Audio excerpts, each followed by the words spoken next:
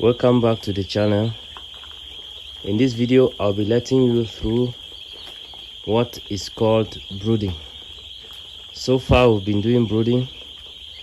I have to explain in more details what brooding is. So brooding of chicks takes place.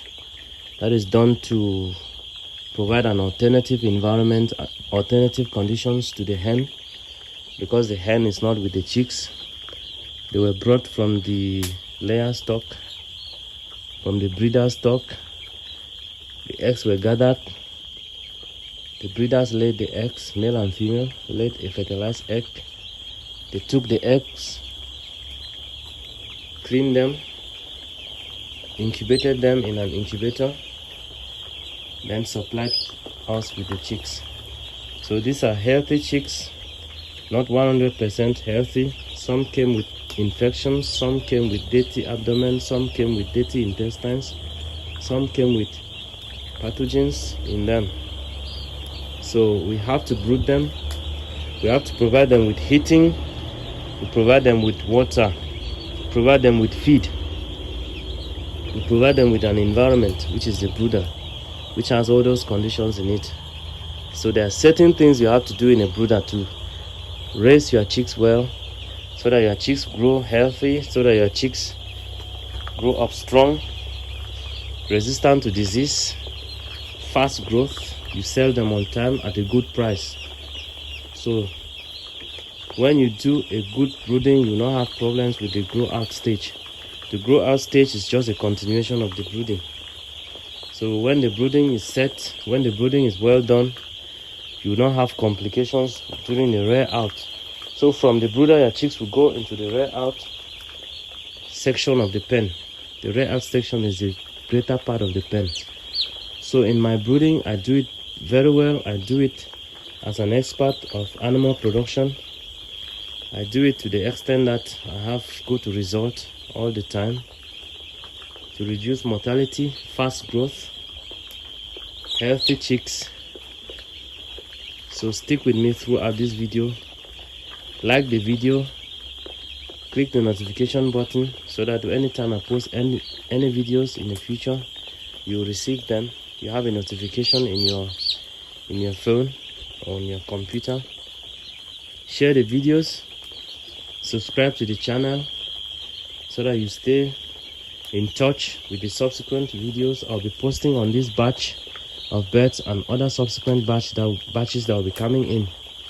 So there will be continuation of brooding, continuation of grow out. Currently, these are 1,500 chicks in a space of about 5 meters by 4 meters. So this space is going to take them approximately 4 or 5 days. Then they will need to expand. By that time, they've grown, they've produced feathering to a certain level. We expand them, then we still maintain the wrappings. We still maintain the tarpaulin, because that time they still need more heating for up to about a week. Brooding will end at in a week's time, 7 days. By that time, I remove the wrappings, I remove everything, I open them to the outside. You can't see because it's black.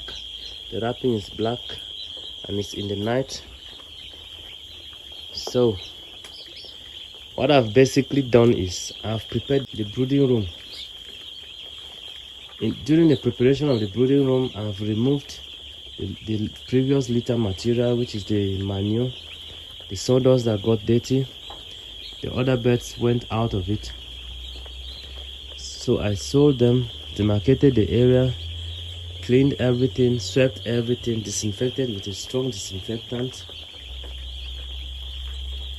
allowed it to dry, allowed the vapor, the strong scents to evaporate. Then I attached the wrappings, the tarpaulins, on the demarcation site, on the space provided. Then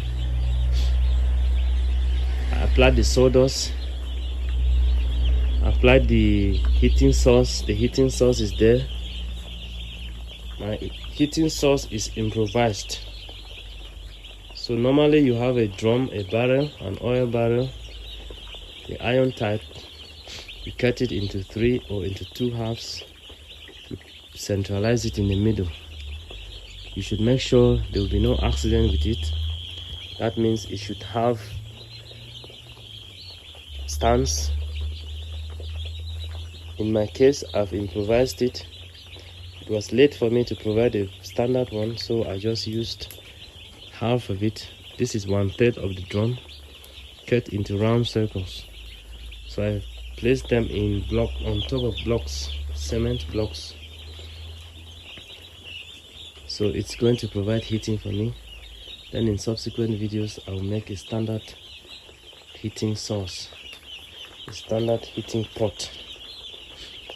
So fire accidents may happen, you prevent them. Prevent spillage of fire. So you should always be around to check the fire. When you are putting big logs into the fire, be careful. It may tip off the fire site. It may tip off. Sparks may occur, and you have spillage of fire, which may lead to fire accidents. If you are not around, your bed will get burnt. They will get suffocated in carbon monoxide or in carbon dioxide. So when everything is set, the room is cleaned, the fire pot in place with the firewood, the sawdust is there, the drinkers come in, the feeding trays come in. As you can see, there are the feeding trays. There are the drinkers, the little drinkers, 3-liter drinkers. They are all in place. You position them in a line uniformly. In between a drinker, in between 2 drinkers, you have feeders. That is my positioning. You put enough.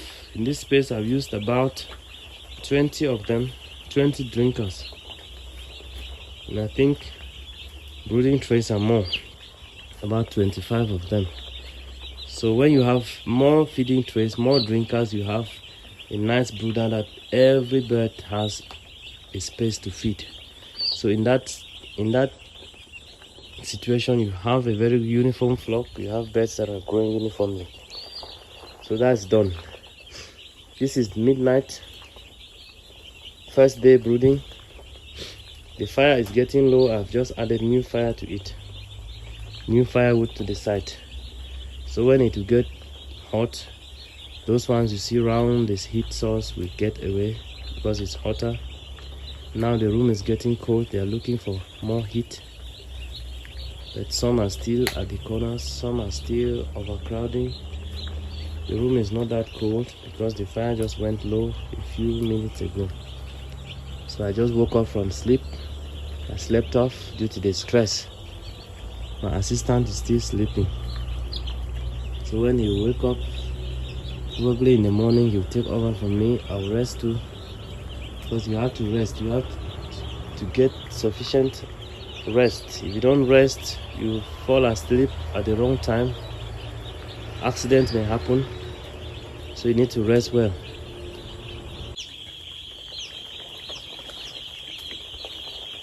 First night with the chicks. Everything has been set now. Water has been replaced. Feed has been replaced. Chicks are now active once again. Some are resting. Some are feeding. Some are drinking. The fire is active. More wood has been added to it. So I will go and have a little rest before I wake up in the morning to open up the blinds when the sun is out. So everything is good. Birds are happy. They are feeding. You see them overcrowding. They are crowding on the trays. When they feed, they go and drink water. So these are some drinking. So every time of the brooding process, make sure there's water, make sure there's feed, make sure there's heating. With this, your birds will be active. As you can see, it's even in the night. It's in the night and they're active. So when you open the blinds in the morning, that's where you see more activity. And more natural light is coming in. So the chicks are healthy. Some are dead. Normally you have some that are dead. some that came in infected already, some will come infected, so those ones will normally die. As they die, don't worry, it's not a large quantity. Some will get out. It's natural, it's normal. As you can see, one here, this one is dead.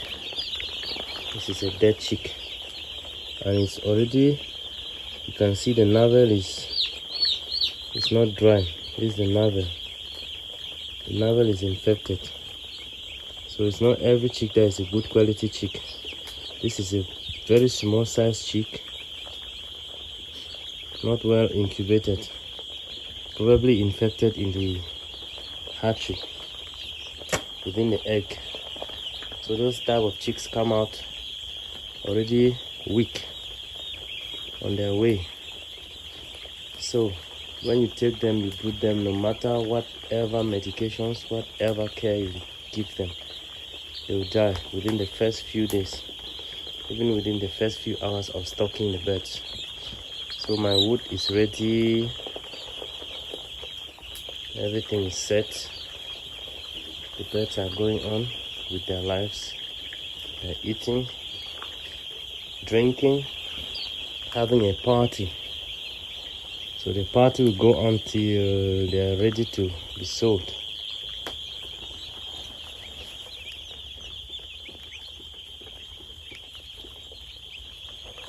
Make those little noises.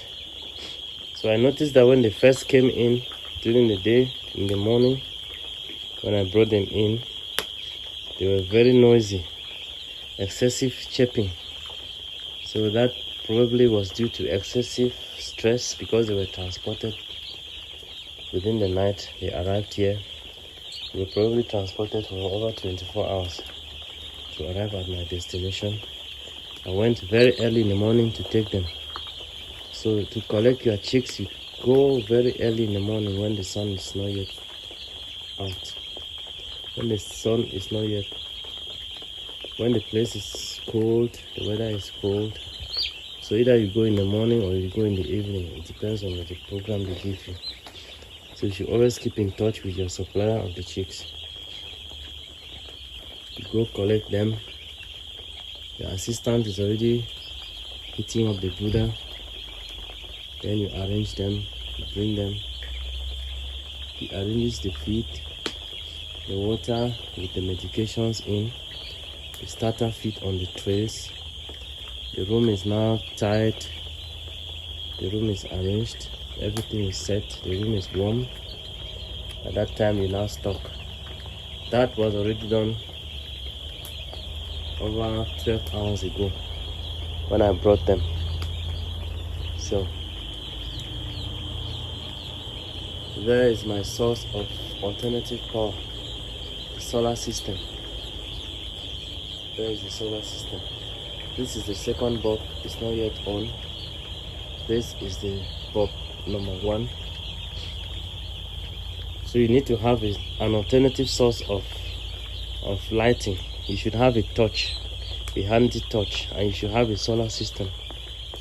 In addition to the electricity that you have been given, you are being supplied, you should have an alternative, 2 alternatives, because when lights go off, there will be excessive chirping, excessive noise that will give them stress.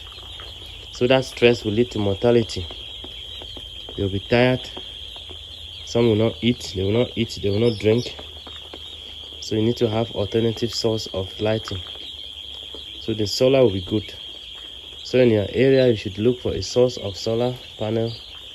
The solar panel with the bulbs, you install it in your poultry.